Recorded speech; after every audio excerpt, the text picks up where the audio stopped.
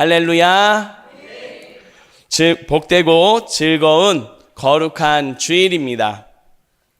우리 삶 가운데 영광을 나타내 보여주시는 하나님을 바라보며 주님께서 주시는 은혜를 따라 성숙한 믿음으로 은혜를 고백하며 살아가기를 힘쓰다 다시금 주님 앞에 나온 성도 여러분 한 분 한 분을 주님의 이름으로 사랑하고 환영하고 축복합니다.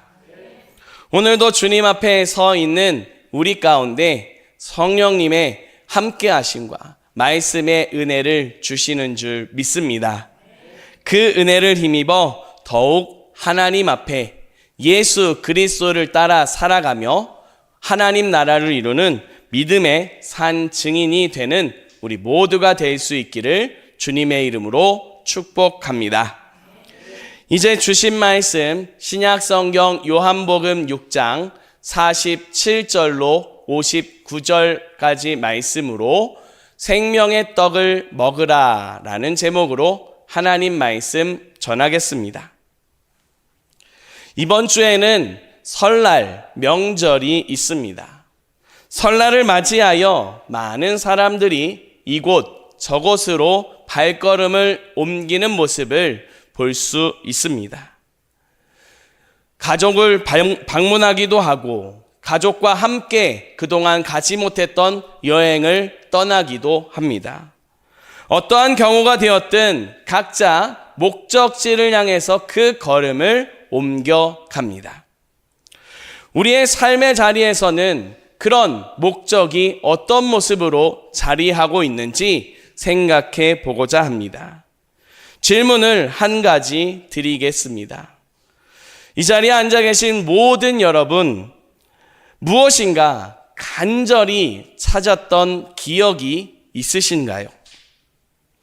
아마 언제가 되었든 또 찾은 것이 무엇이 되었든 아마 한 번쯤은 간절하게 애타게 찾은 기억이 있으시리라 생각되어집니다. 그러면 다시 한번 질문 드리겠습니다. 그렇게 애타게 찾고 간절히 찾던 그것을 찾으셨나요? 찾고자 하는 그것을 통해서 어떤 것을 느끼셨나요? 제가 결혼을 하고 신혼여행을 갔을 때 이를 잠시 말하고 말씀으로 이어가려고 합니다. 정말 애타게 무언가 간절히 찾았던 커플의 모습이 생각납니다. 여행을 간 그곳에서 스쿠버 다이빙을 하며 바닷속에서 물고기와 여러 가지 모습들을 볼 수 있는 기회가 있었습니다. 각자 나름대로 그 바닷속을 누리며 물고기도 보고 여러 가지 아름다운 모습들을 보고 있었습니다. 그런데 갑자기 한 커플이 뭔가 이상한 움직임을 보이는 걸 볼 수 있었습니다. 남자분은 이곳 저곳을 애타게 다니면서 무언가를 간절하게 찾고 있는 모습을 보였습니다. 여자분은 배로 올라갔습니다. 그런데 그 표정이 심상치가 않았습니다. 몹시 기분이 상해 있었습니다. 나중에 가서 이유를 알게 됐습니다. 이유인즉슨 남자분이 스쿠버 다이빙을 하는 중에 어떤 이유가 되어서 있었는지 모르겠는데 결혼 반지가 손에서 빠진 겁니다. 바다 한가운데 떨어진 그 반지를 찾아 헤매고자 정말 애타게 노력하는 모습을 보았습니다.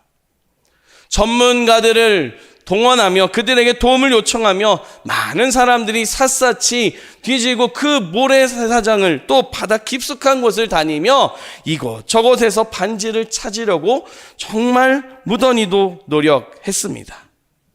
하지만 결과는 찾을 수 없었습니다. 그 뒤로 이 커플의 분위기가 아주 싸늘했습니다. 옆에 있는 게 무서울 정도로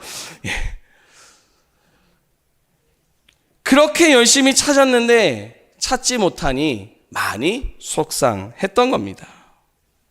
소중한 반지를 잃어버리고 나니 그 관계에도 그렇게 서로를 사랑하고 뜨겁게 기뻐하던 관계가 서로를 향해서 냉랭함이 나타나는 그런 안타까운 모습이 나타났습니다.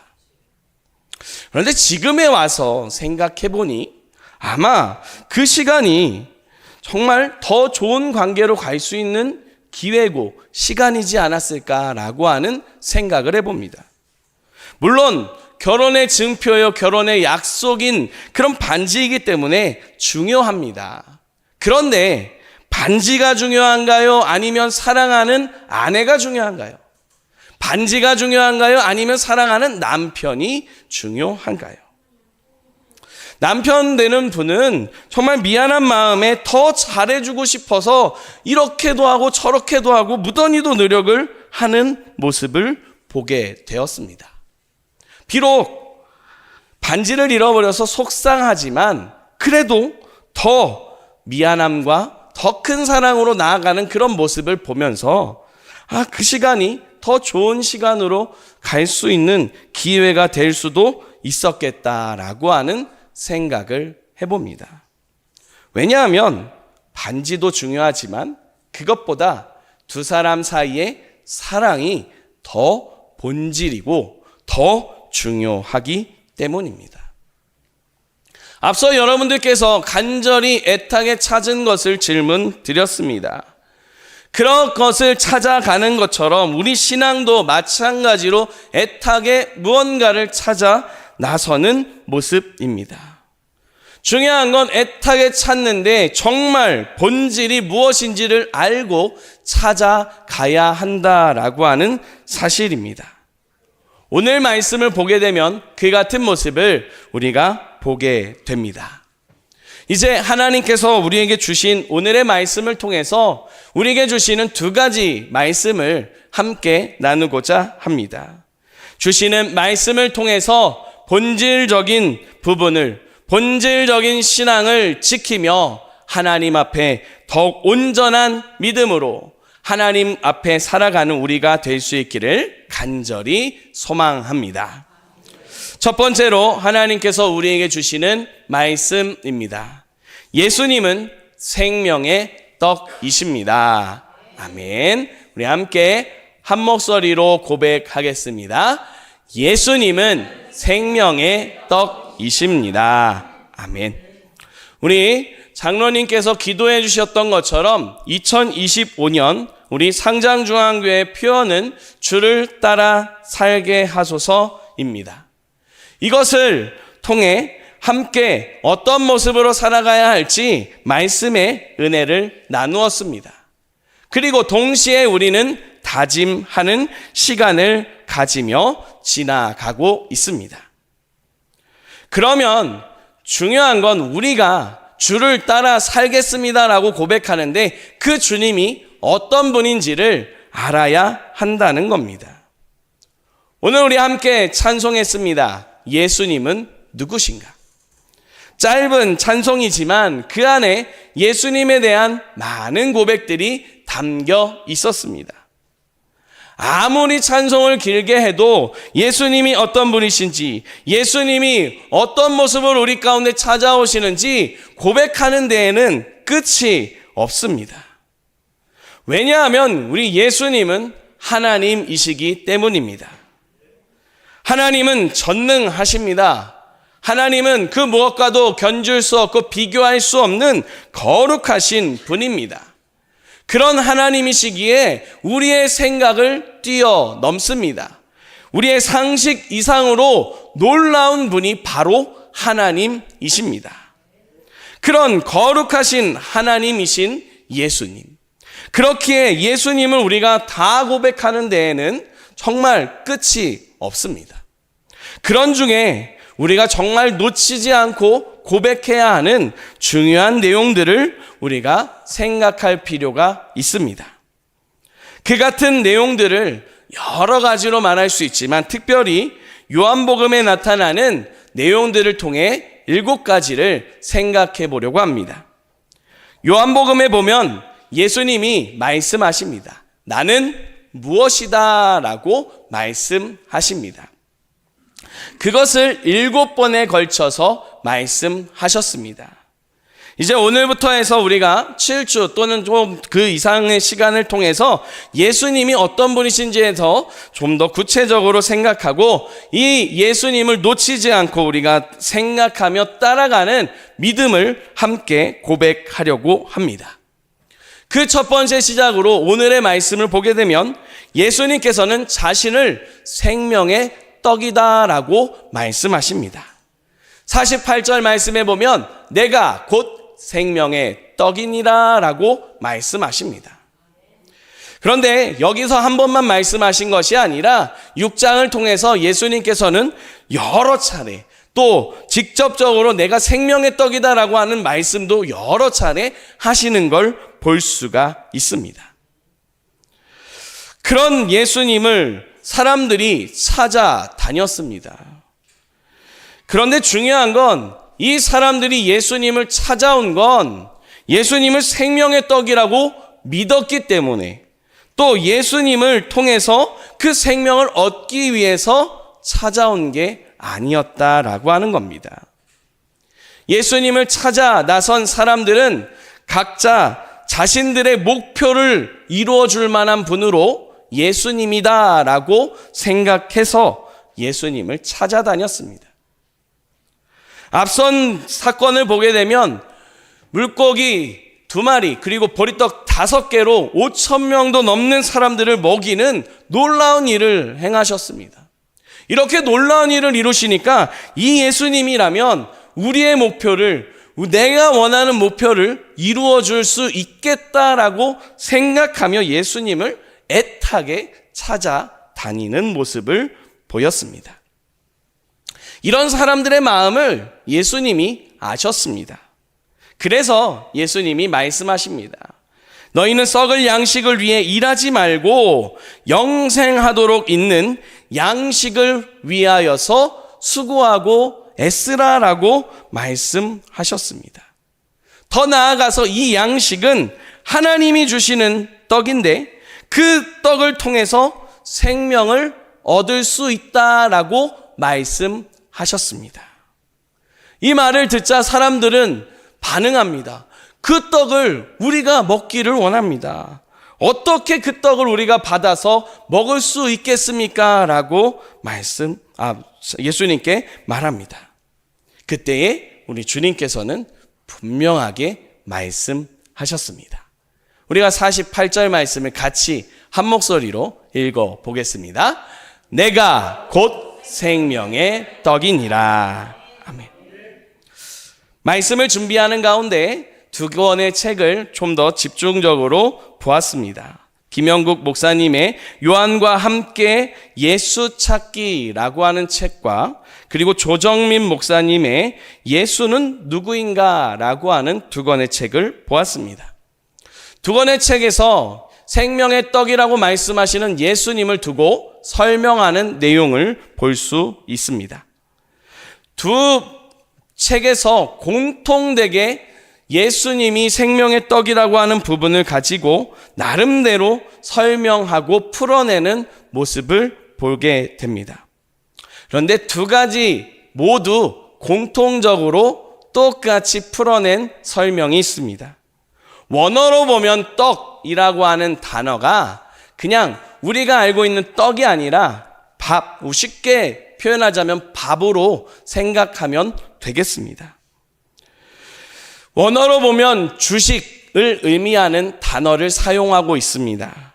그렇기 때문에 2 책에서 공통되게 설명하기로는 이 떡은 주식을 의미합니다. 주식은 식생활에서 기본적으로 먹는 음식이고 그리고 매일 먹습니다.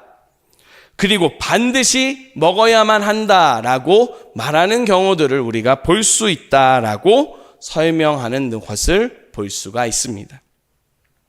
이런 의미에서 우리가 예수님이 말씀하신 생명의 떡이다 라고 하는 이 음성은 우리의 삶의 자리에 예수님이 있어도 좋고 없으면 그만이다 라고 하는 식으로 생각해서는 안 된다는 걸 알 수 있습니다.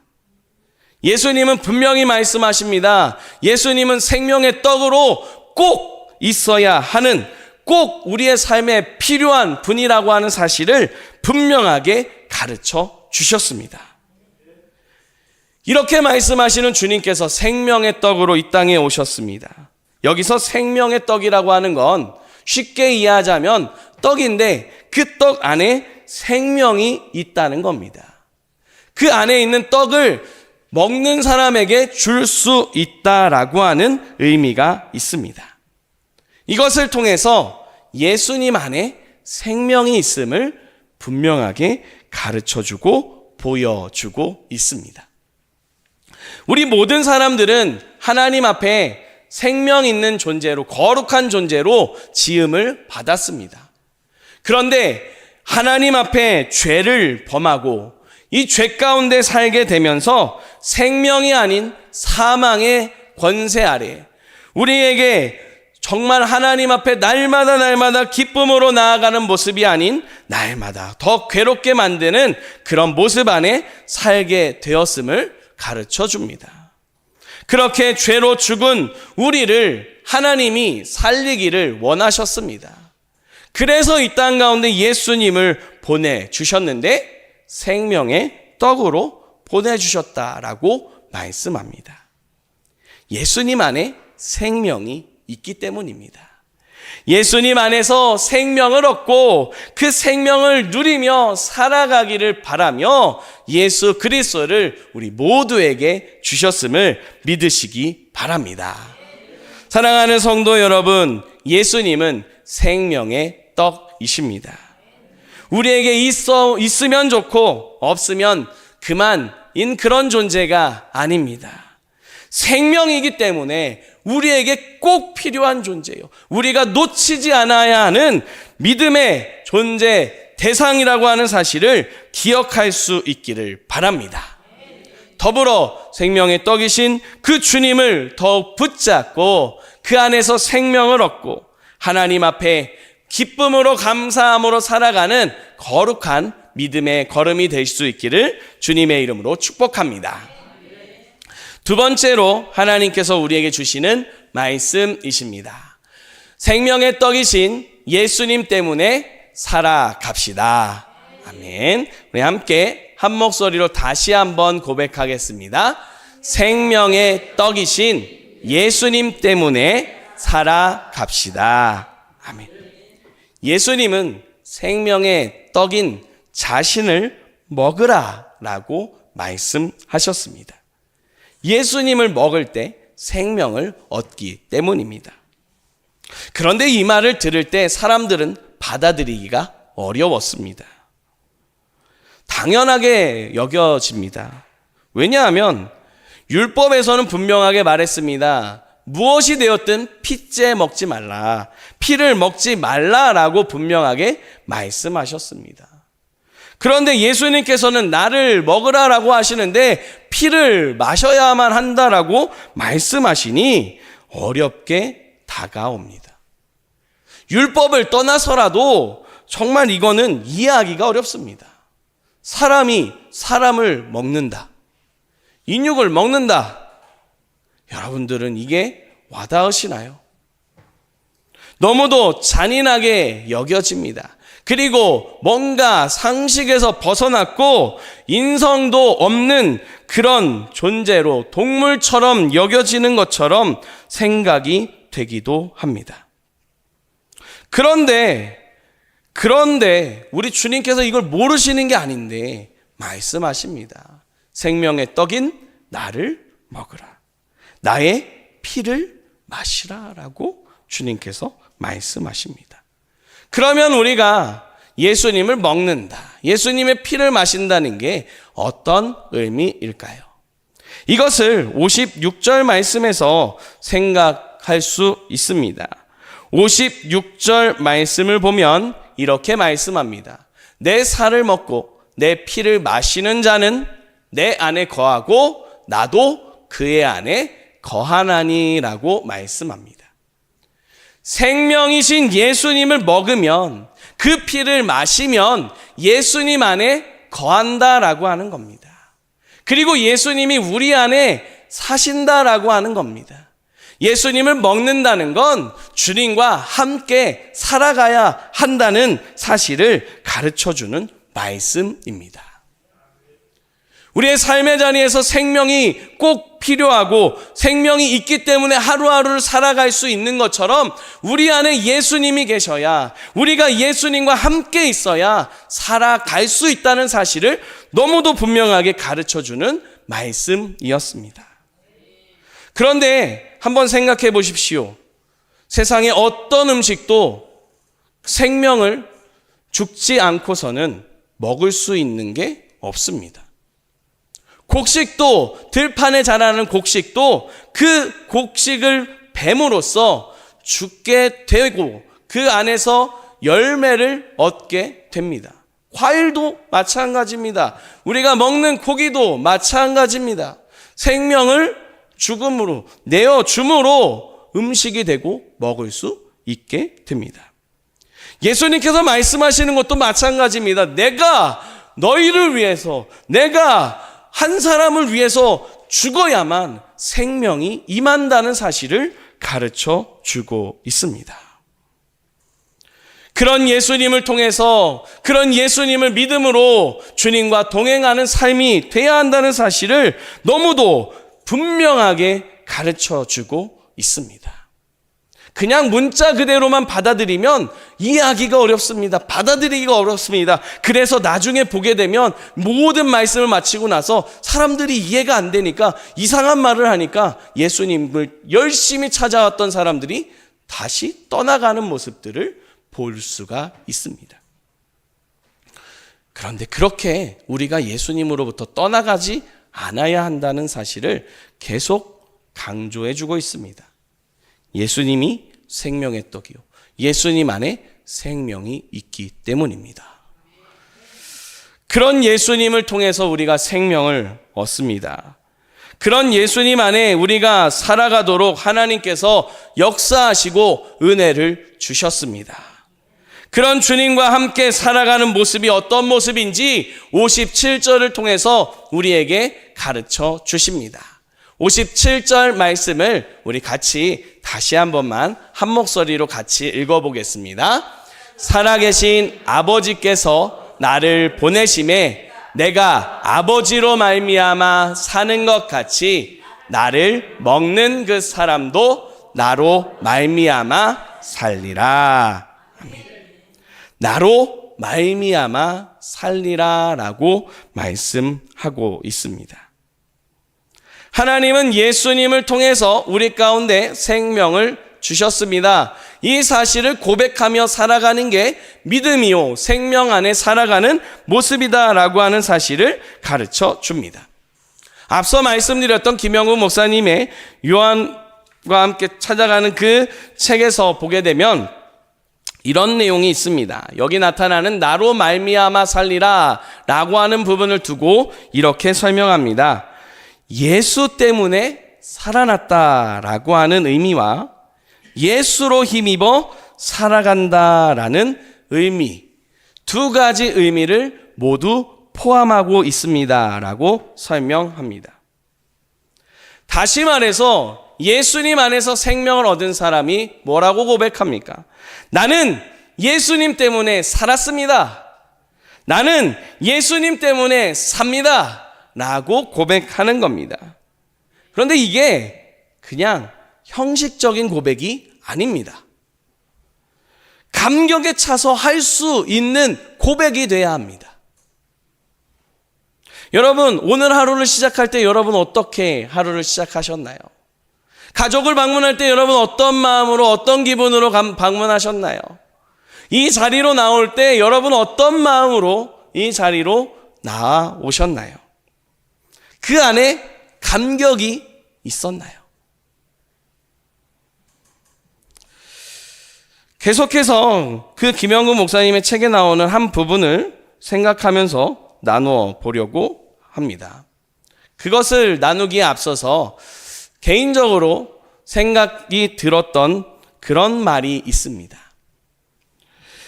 많이 연로하신 어르신 분들을 많이 만나고 신방을 했습니다. 우리 교회에서도 마찬가지고 다른 데서도 마찬가지로 하는데 한 번은 그런 말씀을 하시는 걸 들었습니다. 이 어르신이 많이 편찮으셨어요. 몸이 많이 연약해져서 힘드셨어요.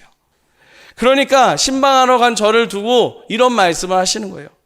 목사님, 사람이 왜 이렇게 안 죽어요? 너무 힘들어서 빨리 데려가셨으면 좋겠는데 왜 이렇게 나를 안 데려가시는 거예요?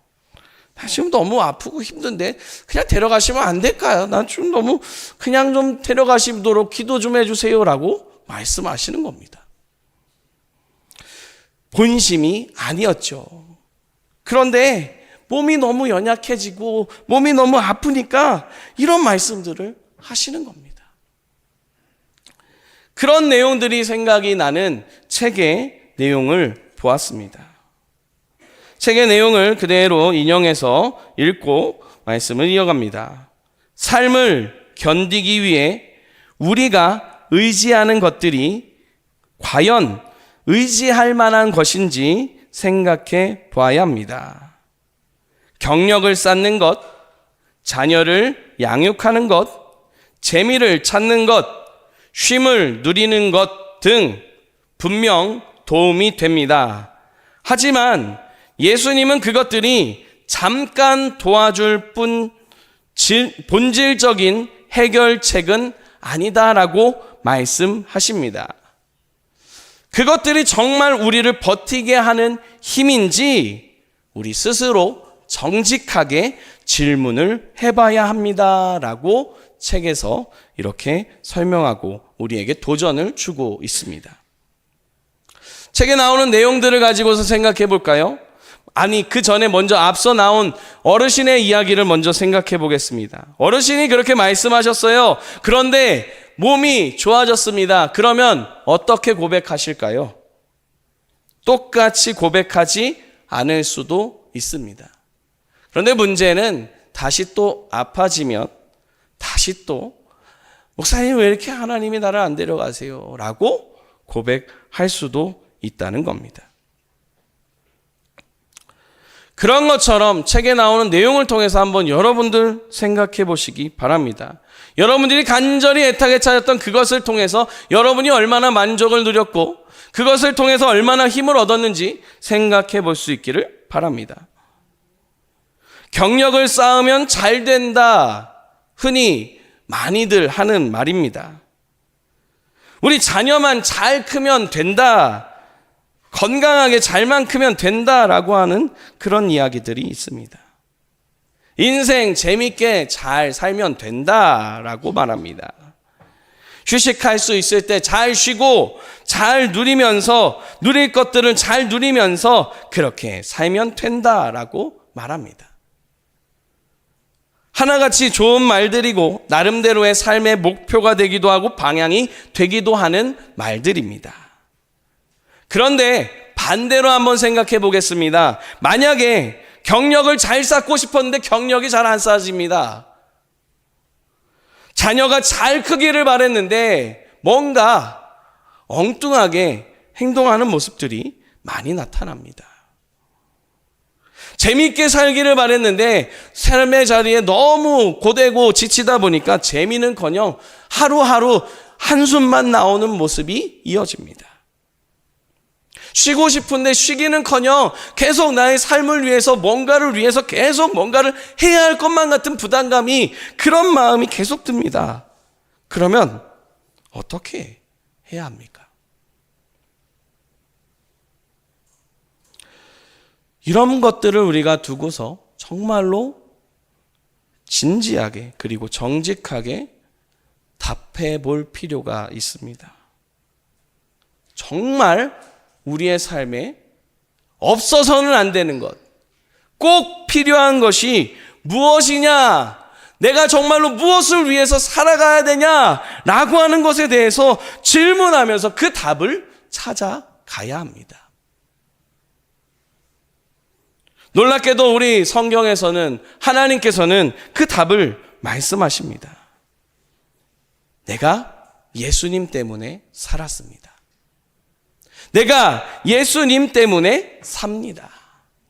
예수님을 힘입어 살아갑니다 라고 하는 그런 말들이 나타나고 있습니다.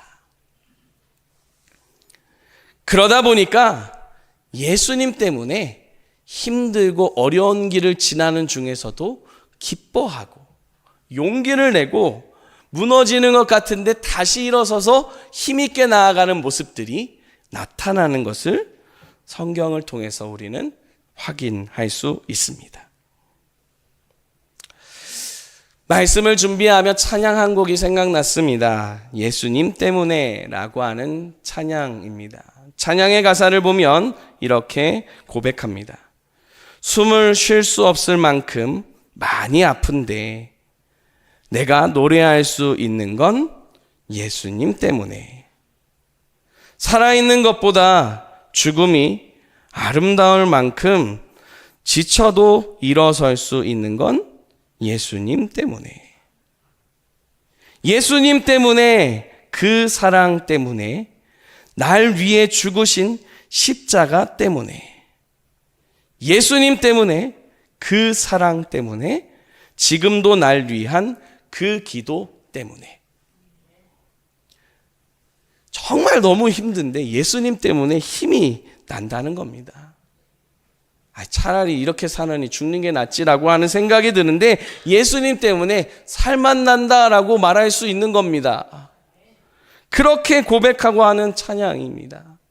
그런데 이게 그냥 찬양으로 끝나는 것이 아니라, 말씀 속에, 성경 속에 나타나는 것 어떠한 그냥 이야기로 끝나는 것이 아니라 우리의 삶의 진정한 고백으로 이어질 수 있기를 간절히 바랍니다. 사랑하는 성도 여러분, 우리가 무엇을 통해서 살아갑니까? 생명의 떡이신 예수님 때문에 살아가는 줄 믿습니다.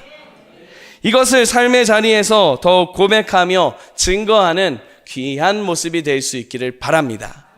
특별히 가족들과 만납니다. 또 가족들과 연락합니다. 연락을 하다 보면 기쁘고 즐거운 소식들을 나누고 그 기분을 좋게 만드는 일들도 있지만, 반대로 감정이 상하게 만들고 다툼을 일으킬 수 있는 어떤 그런 문제들이 있기도 합니다. 그 문제 앞에서 우리는 어떻게 하면 좋을까요? 예수님 때문에 내가 이것도 기쁨으로, 감사함으로 넘깁니다.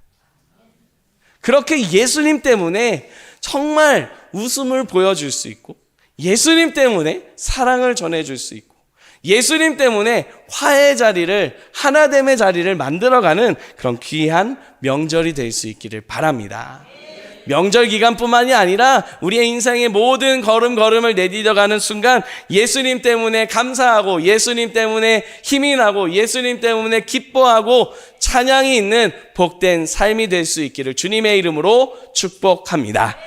기도드리겠습니다. 살아계신 하나님, 감사합니다. 생명의 떡이신 예수 그리스도를 저희에게 허락해 주셔서 감사합니다. 예수님 없이 살 수 없습니다. 예수님 때문에 살았습니다. 예수님 때문에 살아갑니다. 이 고백이 우리의 삶의 자리에서 이어질 수 있도록 역사하여 주시옵소서.